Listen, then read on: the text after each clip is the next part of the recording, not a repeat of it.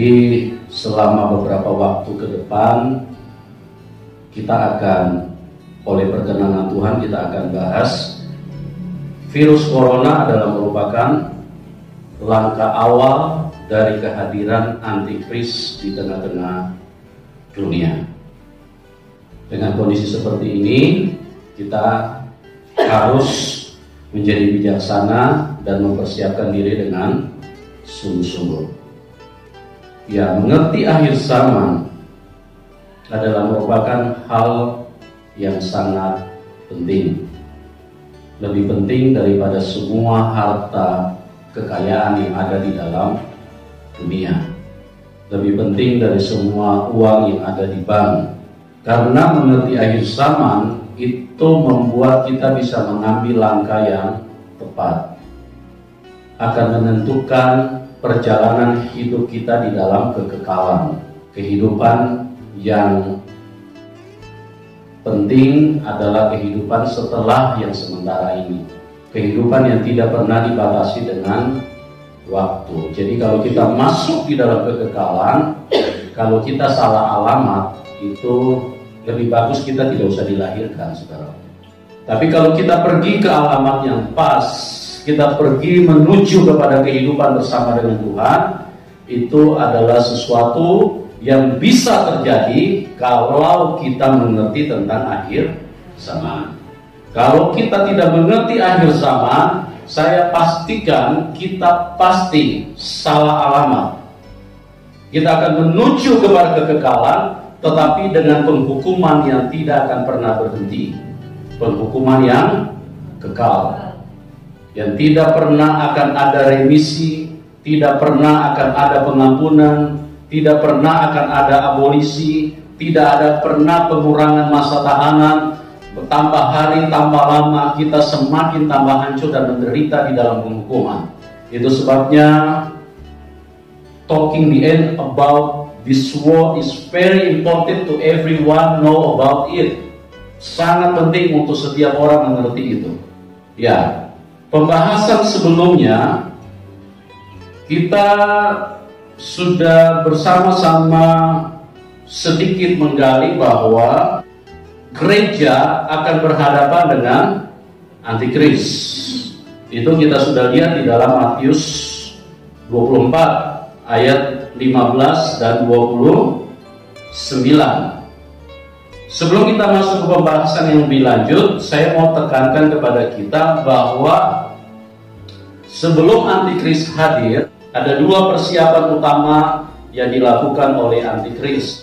Ya, semua tujuan, semua pekerjaan itu harus dipersiapkan terlebih dahulu. Antikris tidak ucuk-ucuk terus kemudian hadir di tengah-tengah manusia. Siapa yang mau percaya kepada dia? Siapa yang mau menerima dia? Bahkan siapa yang mau mengangkat dia sebagai raja di atas segala raja, menggantikan posisi Tuhan Yesus, King of King, tidak akan ada.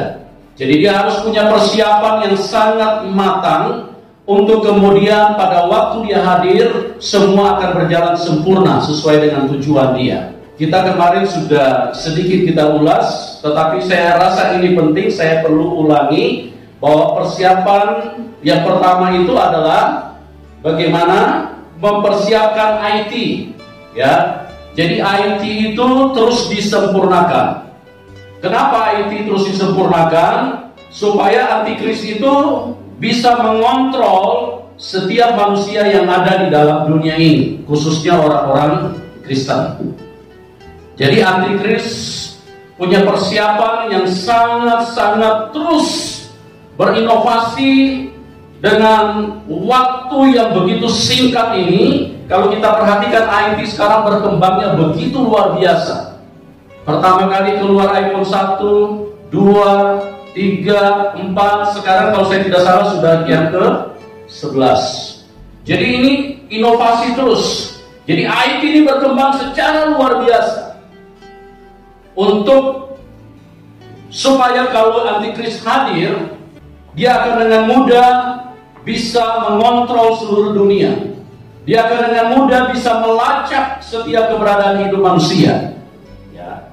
Kita sudah perhatikan sekarang dengan adanya internet yang berkembang begitu luar biasa, kita melalui online, melalui ojek online atau Grab online atau sejenis seperti itu, posisi kita ada di mana itu ketahuan, ya. Kita mau belok ke kiri itu ketahuan, kita salah jalan, Google akan bicara. Tetap di lajur kanan, jangan putar kiri, 50 meter belok kanan, maju putaran kedua belok lagi.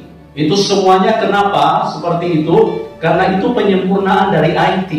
Nah, persiapan yang kedua adalah dia akan menumpukan perekonomian. Setelah IT sempurna, nanti dia akan menumpukan perekonomian. Supaya apa?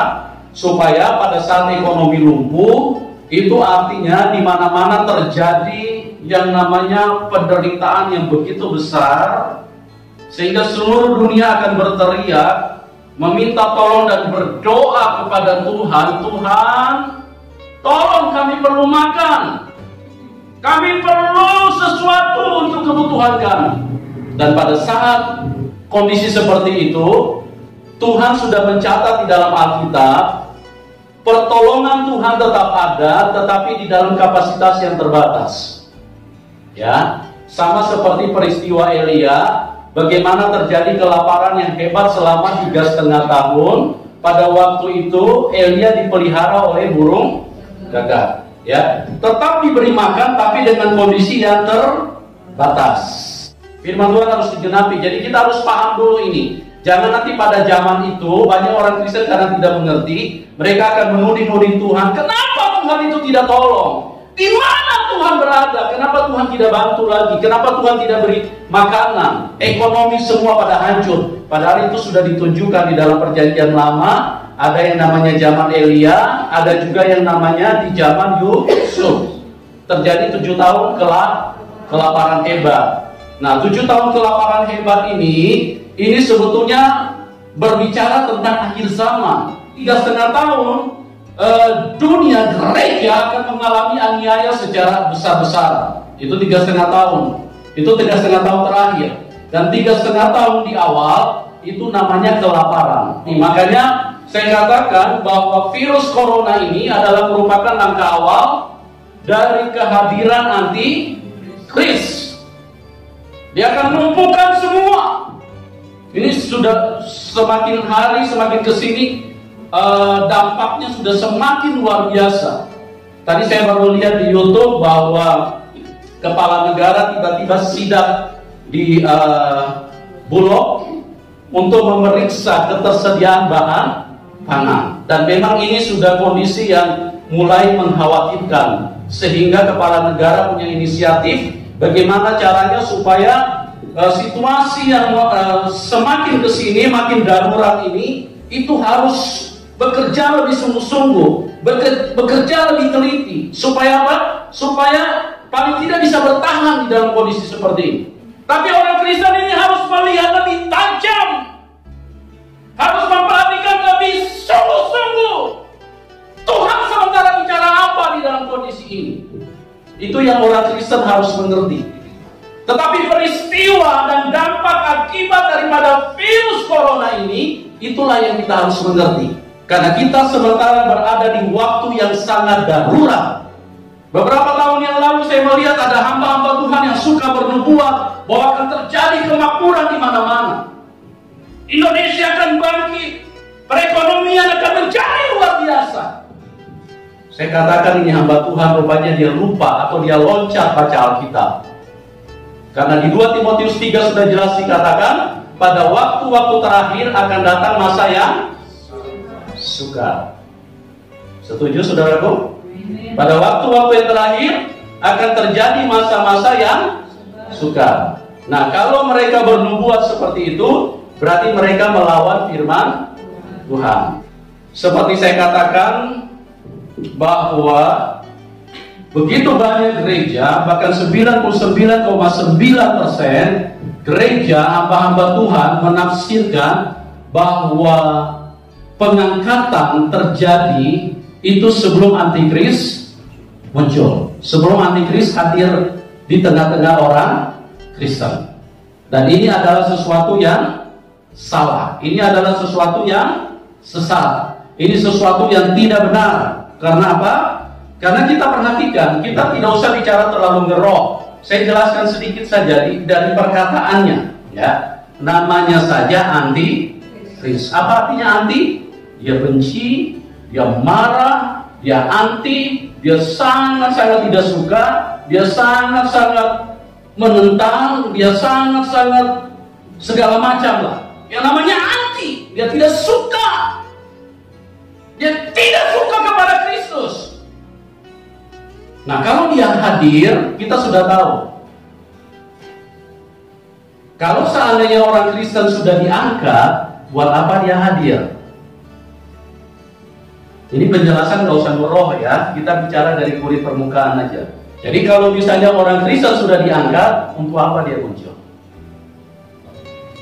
Seluruh dunia ada di dalam kuasa dia. Seluruh dunia sudah menjadi milik dia. Makanya dia pernah berkata kepada Tuhan Yesus waktu di masa pencobaan, sembahku sekali, seluruh dunia aku berikan kepadamu. Seluruh dunia ini sudah ada dalam kekuasaan dia. Yang belum menjadi milik dia adalah orang-orang yang diurapi oleh Roh Kudus. Itulah yang namanya Kristus, pengurapan kebenaran, pengurapan Roh Kudus. Jadi kalau dia hadir, berarti dia punya tujuan. Dia ingin menghabisi yang namanya pengurapan. Dia ingin menghabisi yang namanya kebenaran. Dia ingin menghabisi yang namanya kekudusan. Dia benci sekali dengan itu. Siapa antikris itu? Itu kan kita perlu tahu. Ya. Kita buka 1 Yohanes 2 ayat yang ke-18. Anak-anakku, Ya. waktu ini adalah waktu yang terakhir. Ya. Dan seperti yang telah kamu dengar, seorang antikristus akan datang. Ya, seorang antikristus akan datang. Ini maksudnya di sini rajanya. Ya, sudah banyak memang antikris yang kita lihat, yang suka demo-demo, yang tidak suka kepada Tuhan Yesus. Mereka benci sekali, itu namanya antikris. Mereka sangat benci dengan namanya Kristus. Tetapi rajanya akan datang. Kalau yang kita lihat-lihat, yang orang menentang gereja, nah itu namanya antikris. Tapi rajanya akan datang. Terus? Sekarang telah bangkit banyak antikristus. Ya. Sekarang telah bangkit banyak antikristus. Mulai dari zaman para rasul sudah banyak sekali antikristus, ya, termasuk Raja Herodes, Pilatus, dan semua bangsa-bangsa Yahudi, orang-orang Yahudi keturunan anak cucu Abraham, anak-anak Yakub, semua mereka anti. Mereka benci kepada kebenaran itu. Mereka tidak suka. Tetapi di balik daripada semua orang-orang yang membenci itu ada satu rajanya. Dialah yang menggerakkan semua orang yang membenci kepada Tuhan. Itulah yang namanya iblis, setan. Terus? Itulah tandanya bahwa waktu ini benar-benar adalah waktu yang terakhir. Ya, itulah tandanya bahwa waktu ini adalah benar-benar waktu yang terakhir. Seorang antikristus akan bangkit. Siapa dia? Rajanya, ya. Nah, dia adalah setan yang menjadi manusia, iblis yang menjadi manusia. Jadi prosesnya dia benar-benar ingin meniru seperti cara kerja Tuhan. 2000 tahun yang lalu Allah menjadi manusia, dan kemudian 2000 tahun kemudian konsep ini ditiru sama iblis. Jadi dia juga ingin menjadi manusia dan ada di tengah-tengah manusia. Oke, jelas ya? Jadi seperti Allah menjadi manusia, begitu juga setan menjadi manusia. Bagaimana caranya? Ya, kalau dulu kan formatnya Tuhan dengan kuasa Roh Kudus hadir melalui rahim Maria, perawan Maria. Nah, sama juga. Jadi iblis ini akan lahir menjadi seorang manusia lewat rahim juga seorang perempuan.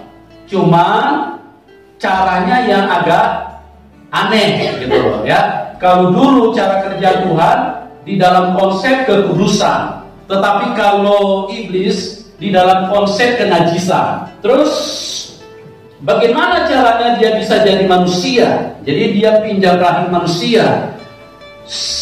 Bagaimana caranya? Kita sekarang tahu, ya. Era sekarang sudah tidak asing lagi bahwa, minta maaf bicara, wanita-wanita tidak sedikit yang mempunyai kelainan seks. Mulai dari LGBT, lesbi, ya. Terus sebagian juga wanita-wanita itu ada yang suka berhubungan dengan binatang. Pernah dengar ya di YouTube di berita-berita internet, dan memang itu terjadi. Jadi itu dengan sensasi yang dikembangkan terus dengan keliaran yang dikerjakan oleh kuasa kegelapan, manusia tidak puas dengan yang namanya seks normal. Jadi mereka ingin berfantasi, bersensasi dengan hal-hal seperti itu. Jadi bagaimana caranya iblis bisa hadir di dalam rahim wanita? Nanti dia masuk melalui binatang. Jadi di dalam Taman Eden pun Tuhan sudah mulai berkata dengan jelas bahwa iblis ini selalu digambarkan sebagai binatang, sebagai ular. Adapun ular itu adalah binatang yang paling cerdik. Padahal sampai sekarang ular tidak punya otak. Ular tidak bisa bicara. Betul kan? Atau ada yang pernah dengar ular bicara? Tiba-tiba dia bilang, "Halo bro." Ada? Tidak ada. Itu cuma bahasa kiasan. Yang dimaksud dengan Tuhan itu adalah si iblis. Jadi dia wanita, dia nanti ada yang kena punya kelainan, dia berhubungan dengan binatang, tiba-tiba nanti benih itu masuk. Padahal itu bukan benih binatang, tapi benihnya iblis. Dan ini dua metode yang berbeda, tapi tujuannya sama. Kalau dulu dengan konsep kekudusan, karena dia hadir tanpa sentuhan manusia, dia hadir dengan cara yang begitu kudus. Tetapi kalau iblis hadir dengan cara yang begitu najis, tapi sama-sama pakai rahim wanita. Ya, karena tidak mungkin yang mau pakai buah durian. Tidak mungkin ya, tiba-tiba begitu dibuka keluar bayi dari durian, itu tidak mungkin. Pasti dia akan pakai cara yang sama. Mungkin ada yang bertanya, kenapa bisa terjadi seperti itu? Ya, karena itu ada tujuan dari Tuhan. Dan ini bukan kehendak Tuhan, tetapi ini diizinkan oleh Tuhan. Catat baik-baik, ini bukan kehendak Tuhan, tapi ini diizinkan oleh Tuhan. Karena Tuhan itu adalah pribadi yang adil.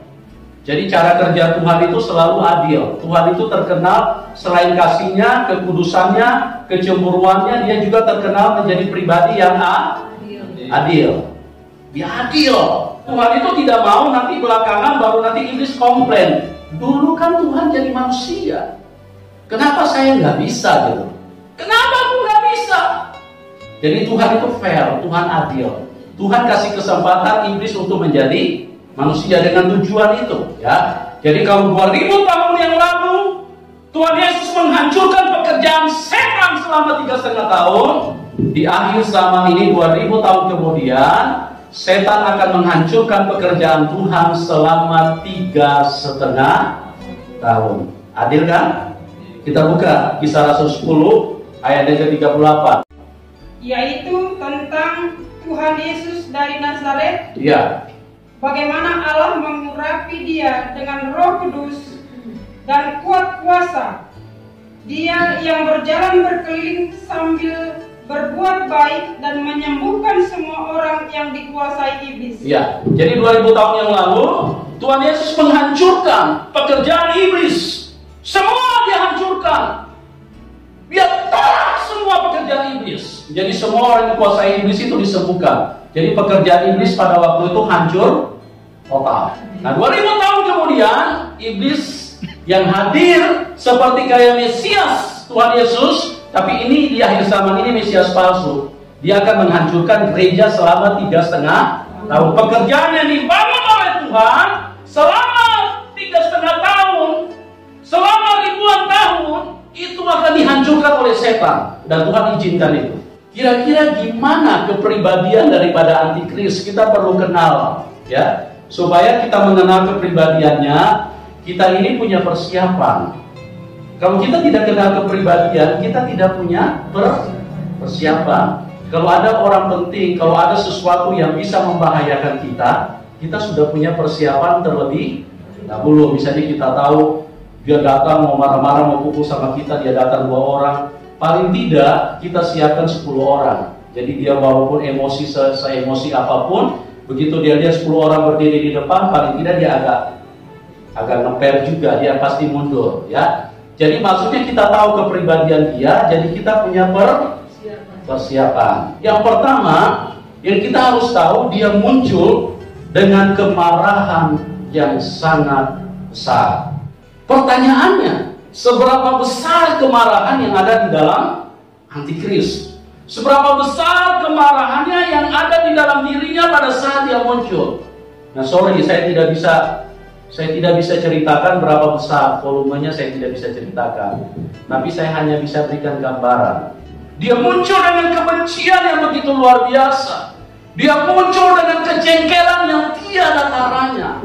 Dia muncul dengan niat yang habis-habisan karena dia tahu bahwa waktunya ini sudah sangat singkat. Dan ini adalah masa-masa yang terakhir bagi dia karena dia tahu dia punya kesempatan hanya tinggal 3,5 tahun. Setelah itu dia dipanggang jadi perkedel di dalam lautan api sama Bapak kita. Nah, Anda bisa bayangkan kalau orang tahu dia punya waktu cuma 3,5 tahun, apa yang dia akan lakukan dengan kebencian yang begitu luar biasa terhadap gereja Tuhan? Bisa punya gambaran? Saya kasih gambaran sama Anda. Pernah nonton film The Passion of Christ? Pernah? Pernah nonton? Atau belum pernah nonton? Kalau belum pernah, nanti pinjam kasetnya atau lihat, ya. Di situ kita melihat Tuhan Yesus dari batok kepala sampai ke jari kaki itu hancur semua, terbelah, pecah, darah keluar semua. Dia hanya pakai manusia. Itu kemarahannya sudah begitu luar biasa terhadap Kristus. Nah, Anda bisa bayangkan kalau 3,5 tahun dia punya waktu yang terakhir. Dan kalau dia muncul, dia tidak menggunakan tangan manusia lagi, dengan tangannya sendiri. Anda bisa bayangkan kalau dia muncul, seperti apa jadinya gereja Tuhan. Nah, gereja Tuhan ini harus siap. Saya terus terang, saya sering kali menangis karena saya melihat terjadi penyesatan yang begitu luar biasa di dalam gereja karena pendeta-pendeta berbuat salah. Mereka selalu berkata bahwa antikris itu akan hadir setelah kita rapture. Padahal kita tidak pernah bicara seperti itu. Dan iblis akan muncul dengan kemarahan yang tiada taranya. Dan dia akan pakai tangannya sendiri. Kalau dia pakai tangan manusia saja, Tuhan Yesus sudah hancur dari batok kepala sampai ke kaki. Dan dia tidak punya belas kasihan sama sekali. Padahal Tuhan Yesus ini pribadi yang begitu baik kepada manusia. Seluruh bangsa Israel ditolong oleh Tuhan Yesus. Tapi dia bisa mempengaruhi, dia meracuni semua hati manusia pada waktu itu dengan kebencian yang begitu hebat sehingga mereka menghancurkan Tuhan dengan tiada, tanpa peri kemanusiaan sedikit pun. Nah, Anda bisa bayangkan apalagi cuma manusia-manusia yang tidak punya kebaikan. Kalau iblis datang, habislah gereja Tuhan kalau kita tidak punya persiapan. Setelah 3,5 tahun yang dijatah oleh Tuhan, diberi waktu oleh Tuhan, dan itu sudah dicatat di dalam Alkitab. Nanti kita akan lihat ayat-ayatnya. Kemudian iblis ini akan dijadikan onde-onde sama Tuhan. Dia akan dipanggang dengan begitu mengerikan karena dengan kekuatan Tuhan yang tiada taranya. Dia akan menerima hukuman yang setimpal yang pernah dia lakukan kepada semua manusia. Semua manusia mati di dunia ini itu akibat perbuatan dari si iblis. Dan ini banyak orang juga tidak tahu, banyak pendeta juga tidak mengerti. Mereka pikir kematian itu kehendak Tuhan. Tuhan tidak pernah menghendaki manusia mati. Tuhan justru datang menggantikan supaya dia yang mati. Tuhan tidak pernah menginginkan kematian, ya. Bahwa gereja akan berhadapan dengan antikris, ya. sekali lagi saya ingin tegaskan kepada kita, semua gereja pendeta yang menyatakan bahwa kita akan diangkat sebelum antikris, saya ingin tegaskan bahwa apa yang mereka sampaikan itu sesat. Dan mungkin Anda bertanya, seberapa yakin Anda sebagai pendeta? Saya ingin berkata 1000%, saya ingin katakan bahwa itu sesat. Kita akan buktikan lewat firman Tuhan, bukan pernyataan dan analisa akal.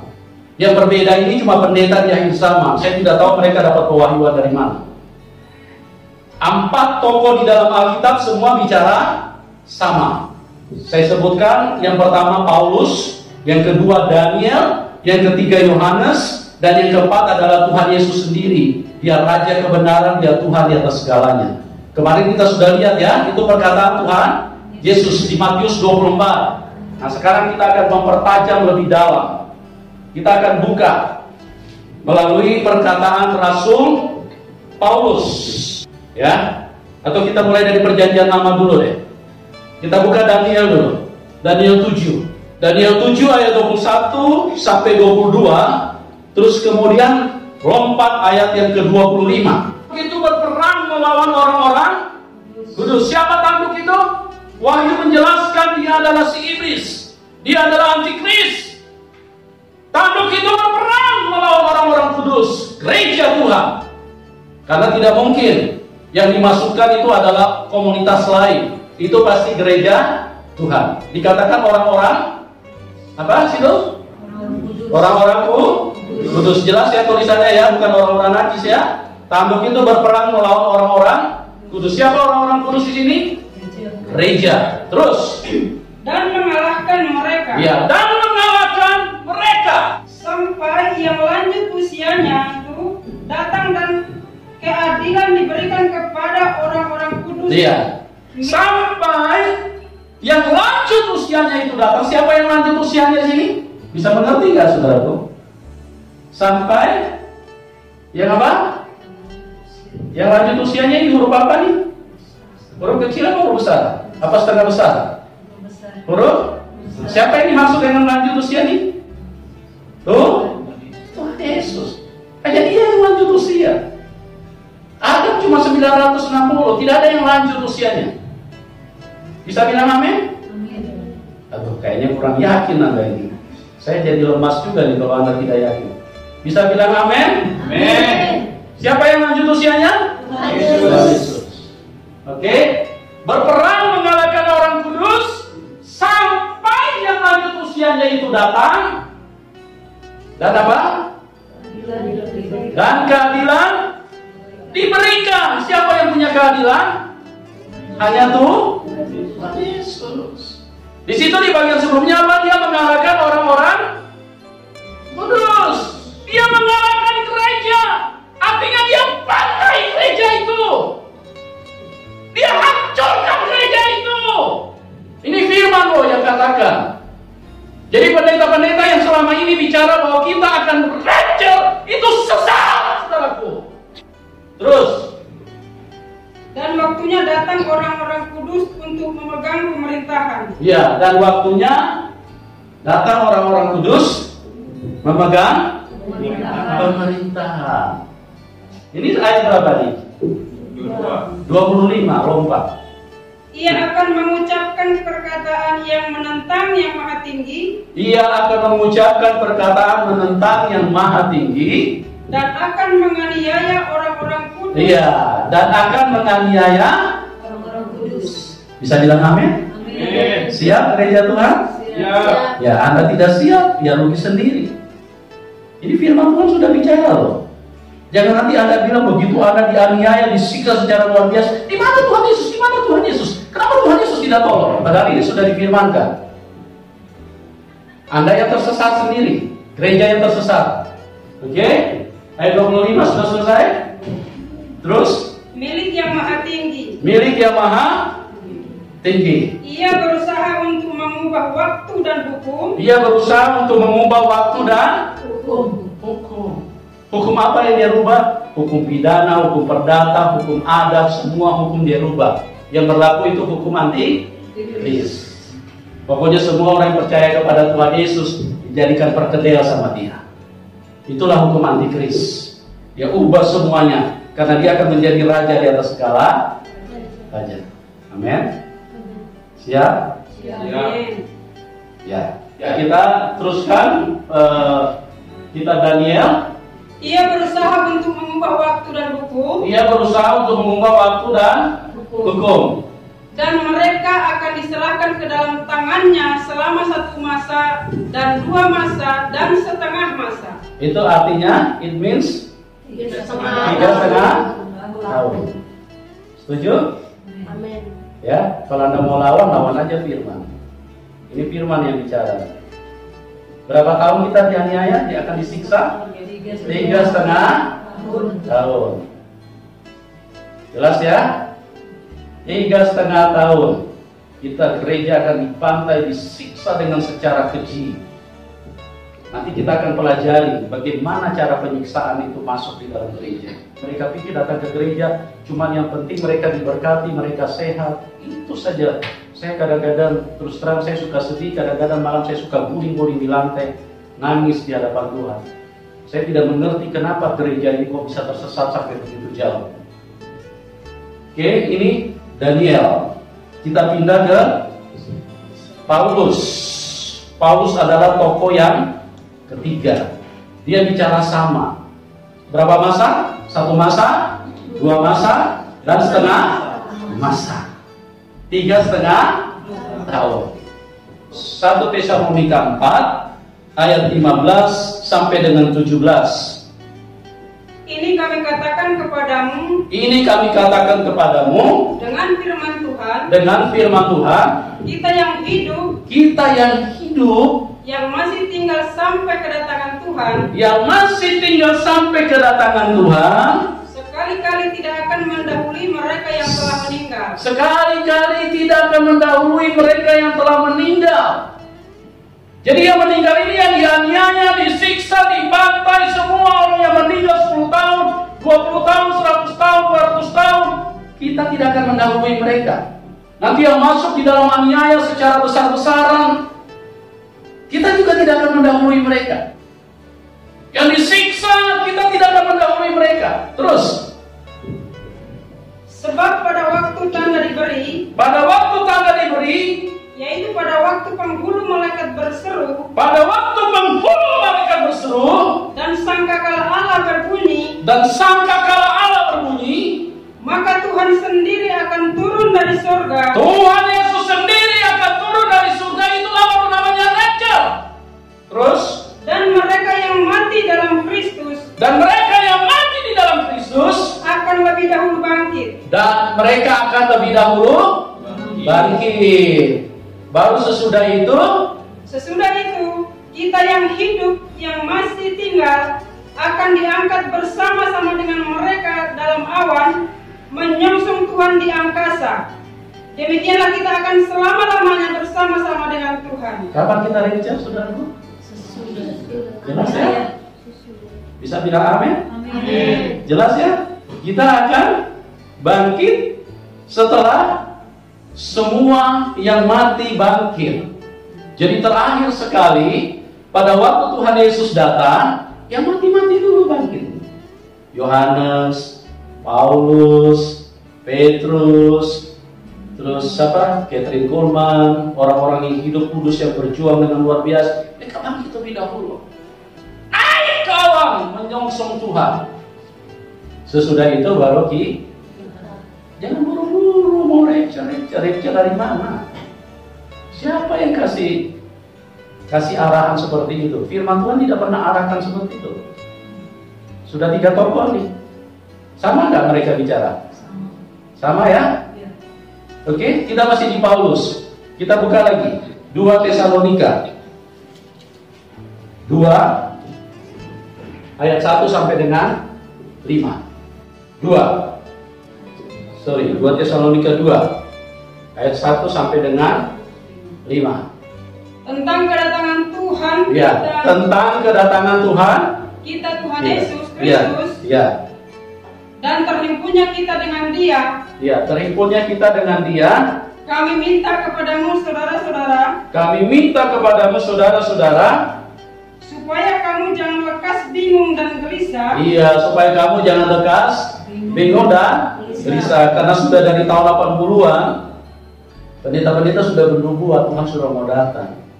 Ini bikin gelisah, bikin bingung gereja-gereja Tuhan. Jangan gelisah. Karena semuanya ada aturannya. Semua ada sinyal, ada tanda yang jelas. Tuhan itu tidak pernah kerja membingungkan. Karena gereja tidak punya Tuhan, makanya pada kebingungan mereka. Pada menafsirkan, bernubuat dengan nubuatan-nubuatan yang salah. Dari tahun 80-an, 85 saya bertobat, saya sudah ulang-ulang dengar pendeta selalu bilang, tidak lama lagi Tuhan Yesus mau datang, sepertinya 3 minggu lagi. Atau mungkin seperti 3 bulan lagi. Terus, baik oleh ilham roh maupun oleh pemberitaan atau surat yang dikatakan dari kami seolah-olah hari Tuhan telah tiba. Jangan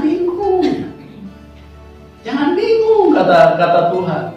Kata firman Tuhan oleh ilham Roh Kudus kepada Paulus, jangan lekas bingung tentang hari kedatangan Tuhan. Karena semua ada aturan mainnya, semua harus sesuai dengan firman. Tidak boleh keluar dari firman. Terus, janganlah kamu memberi dirimu disesatkan orang dengan cara yang bagaimanapun juga. Jangan memberi dirimu disesatkan oleh orang dengan cara bagaimanapun juga. Termasuk yang berkata, kita akan raja sebelum antikris. Terus, sebab sebelum hari itu haruslah datang dahulu murtad. Dan haruslah dinyatakan dahulu manusia durhaka. Siapa manusia durhaka? Antikris. Bisa nyambung nggak ini? Bisa nangkap nggak saudaraku? Harus dinyatakan dahulu siapa? Manusia durhaka.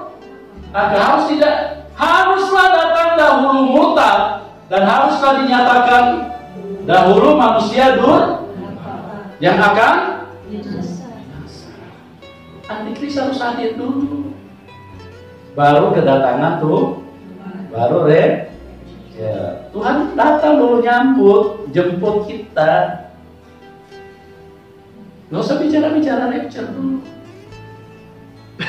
Ini titik sentralnya, titik loncatnya, titik awalnya ini melalui coronavirus. Karena 2 persiapan besar, ekonomi hancur, bahan pangan manusia akan menuju kepada kelaparan yang hebat, IT disempurnakan, barulah muncul yang namanya antikris. Nanti saya akan jelaskan lebih lanjut.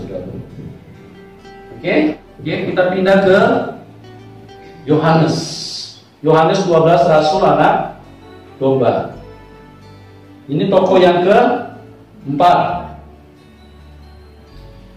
Kita buka di dalam Wahyu 12 ayat 1 sampai dengan 6.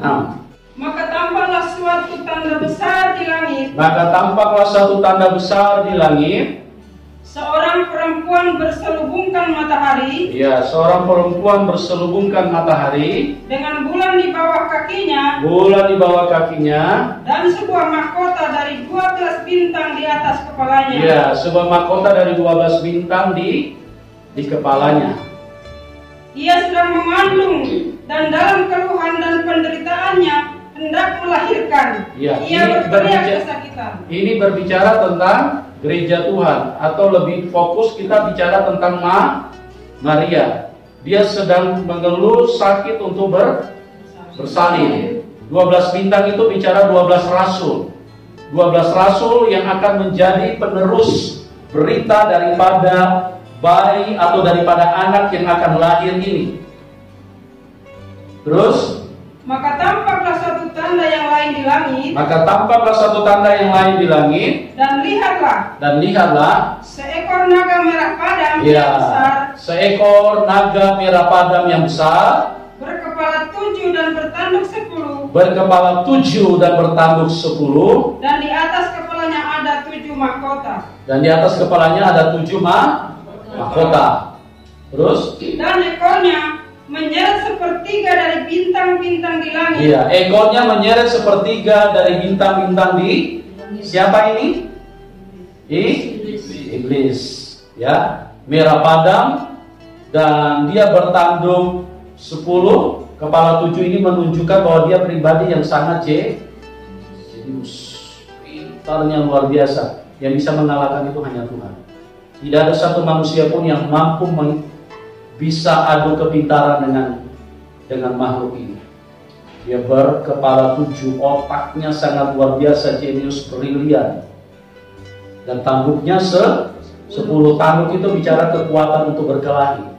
Kalau dia punya tanduk 10, tidak ada satupun yang tahan berhadapan dengan dia. Yang tahan itu yang bisa mengalahkan dia hanya Tuhan Yesus. Dia satu-satunya yang tidak pernah terkalahkan.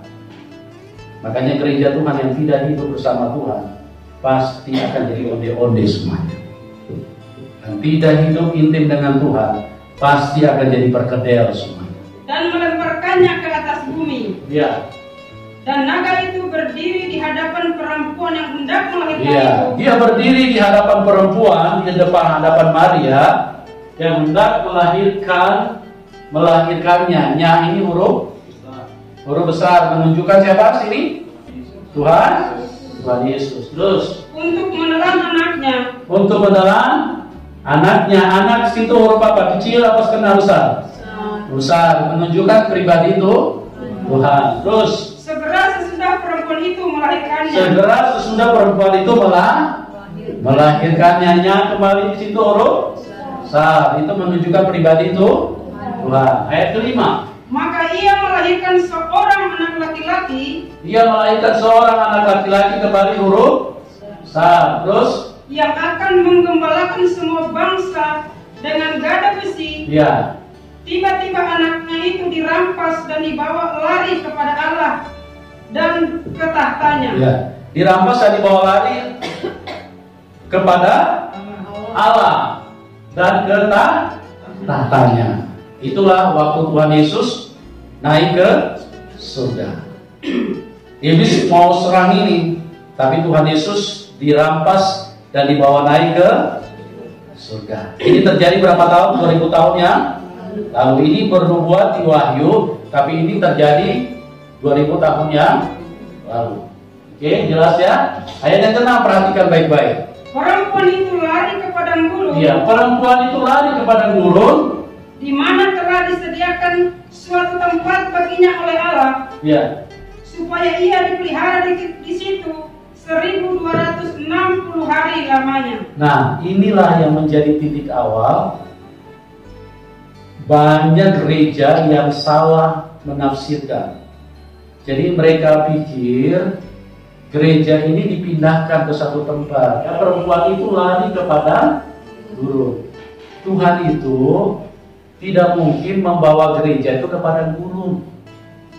Itu punya pengertian yang harus diterjemahkan oleh Roh Kudus. Ada apa di padang gurun? Di padang gurun itu ada kematian. Tidak ada air di padang gurun. Kalau Anda pernah ke Timur Tengah, lihat padang gurun itu, di situ tandus, semua cuma pasir, tidak ada air kehidupan, dan tidak ada manusia yang bisa hidup di situ. Ini yang salah diterjemahkan. Mereka pikir gereja sudah rapture. Waktu dikejar, waktu iblis marah-marah, kita langsung di rapture, langsung dipindahkan. Padahal ini punya pengertian, saudaraku. Ayat yang 6, supaya dia dipelihara di situ 1260 hari. Mau artinya 3,5 tahun. Itu artinya apa? Tuhan Yesus memberitakan Injil selama berapa lama? 3,5 tahun. Gereja dipelihara di sini, di padang gurun ini dunia. Gereja itu dipelihara di dalam Injil ini loh. Di sinilah tempat kita dipelihara. Bukan di satu tempat. Tuhan itu bukan kurang kerjaan, pindahkan sebentar, pindahkan ke Paramount, terus nanti sebentar lagi pindahkan ke Depok. Bukan begitu cara kerja Tuhan. Dibilang tadi apa? Pada waktu sangkakala terakhir, orang yang mati lebih dahulu bangkit, baru kita setelah itu, kita yang masih hidup sekali-kali tidak akan mendahului mereka. Harus dinyatakan dulu manusia durhaka. Dan dia mengatakan tadi, dia mengalahkan orang-orang kudus. Selama berapa? 1 masa, 2 masa, dan setengah masa. Nah, inilah yang menjadi titik tolak sehingga banyak pendeta yang salah menafsirkan. Mereka pikir kita sudah rapture. Karena dipelihara, disediakan di satu tempat selama 1260 hari. Mau ngapain kita di situ? Mau ngapain kita di padang gurun? Padang gurun ini bicara dunia, tidak ada kehidupan. Dunia ini dunia kematian. Dan kita dipelihara di 1200, inilah Injil Tuhan. Inilah satu-satunya yang bisa memelihara kita. Injil itu adalah kekuatan Allah. Injil itu adalah Injil keselamatan. Siapa yang berdiri di atas Injil, siapa yang percaya kepada Injil, dia akan selamat. Anda keluar dari Injil, Anda tidak mungkin bisa selamat. Anda keluar dari Injil, Anda tidak mungkin bisa terpelihara. Jelas ya saudaraku? Ya, kita lompat ayat 14. Kepada perempuan itu diberikan kedua sayap dari burung nasar yang besar. Kepada perempuan itu diberikan kedua sayap burung nasar yang besar. Supaya ia terbang ke tempatnya di padang gurun. Supaya ia terbang ke tempatnya di padang gurun. Di mana ia dipelihara jauh dari tempat ular itu. Di mana ia dipelihara jauh dari tempat ular itu. Selama 1 masa, ya. 2 masa, dan setengah masa. Iya, ngerti ya? Pakai sayap apa? Burung nasar itu apa? Dengan kuasa Roh Kudus kita terbang dan berdiri di atas firman selama 1 masa, 2 masa, dan setengah masa. Disitulah kita dipelihara. Kita buka Wahyu 13 ayat 1 sampai 10, tapi kita nggak usah baca semua karena waktu kita terbatas. Kita baca saja ayat 6 dan ayat 6 sampai 8, kemudian lompat 10. Lalu ia membuka mulutnya untuk menghujat Allah. Ia membuka mulutnya untuk menghujat Allah, menghujat namanya, dan kemah kediamannya. Dan kemah kediamannya, siapa kemah kediamannya sini? Orang-orang percaya, orang-orang kudus. Dia menghujat, dia caci maki, dia hujat habis-habisan. Siapa yang menghujat di sini? Antikris. Terus? Dan semua mereka yang diam di sorga. Ya, terus? Dan ia diperkenankan untuk berperang melawan orang-orang kudus. Ya, dia diperkenankan untuk apa? Berperang melawan orang-orang kudus. Dan untuk apa? Dan untuk mengalahkan mereka. Dan untuk mengalahkan, bisa bilang amin? Amin. Ya, gereja akan dianiaya. Maksudnya dikalahkan itu dianiaya, disiksa secara luar biasa. Di situ Tuhan itu seolah-olah di zaman 3,5 tahun itu seolah-olah Tuhan berdiam diri. Tuhan mengizinkan untuk gereja disiksa secara habis-habisan. Makanya dikatakan dia diperkenankan, diizinkan Tuhan untuk mengalahkan orang-orang kudus. Terus, dan kepadanya diberikan kuasa atas setiap suku dan umat dan bahasa dan bangsa. Iya. Dan semua orang yang diam di atas bumi akan menyembahnya. Ya, semua orang yang diam di atas bumi akan menyembahnya. Yaitu setiap orang yang namanya tidak tertulis sejak dunia dijadikan di dalam kitab kehidupan dari anak domba yang telah disembelih. Barang siapa ditentukan untuk ditawan, ia akan ditawan. Iya. Barang siapa ditentukan untuk ditawan, dia akan ditawan. Barang siapa ditentukan untuk dibunuh dengan pedang, ya, ia harus dibunuh dengan pedang. Ia harus dibunuh dengan pedang. Yang penting di sini ialah ketabahan dan iman orang-orang kudus. Yang penting di sini ialah apa? Ketabahan. Apa perlu buka kamus lagi? Cari arti kata ketabahan. Sudah bisa mengerti ya? Kita akan dijadikan onde-onde sama anti. Kalau Anda punya iman, ini bakal lewat semua gereja Tuhan. Tidak akan ada satupun yang bisa bertahan. Mungkin hari ini sampai di sini dulu.